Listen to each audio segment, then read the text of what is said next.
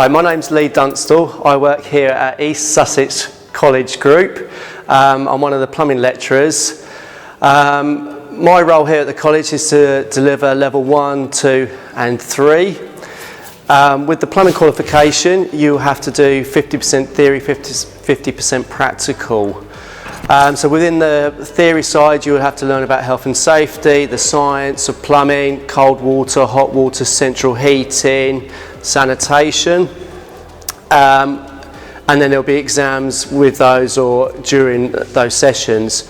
With the practical, you'll start off with the very basics. You'll learn how to do some bending, soldering, using different types of fittings like solder, compression, end feeds, push fits, and then you start basically on the tables, and then you work up and make you're doing bench work. So from that bench work, you're going bigger and bigger and bigger.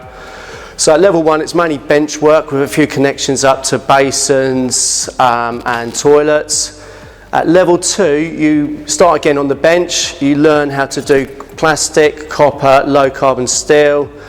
And over the course of the year, your experience will grow, your confidence, your competence will grow, and you'll basically do an airing cupboard, a cloakroom, and the last assessment is the bathroom. So you'll do a full installation of a bathroom, get it fully working, and that's a level 2 qualification.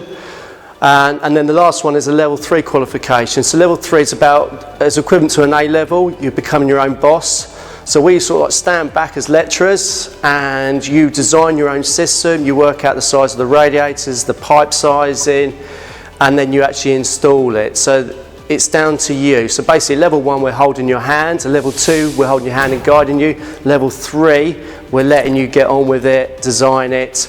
And it's a lot more theory. So basically level 3, you've got about 70% theory, 30% practical.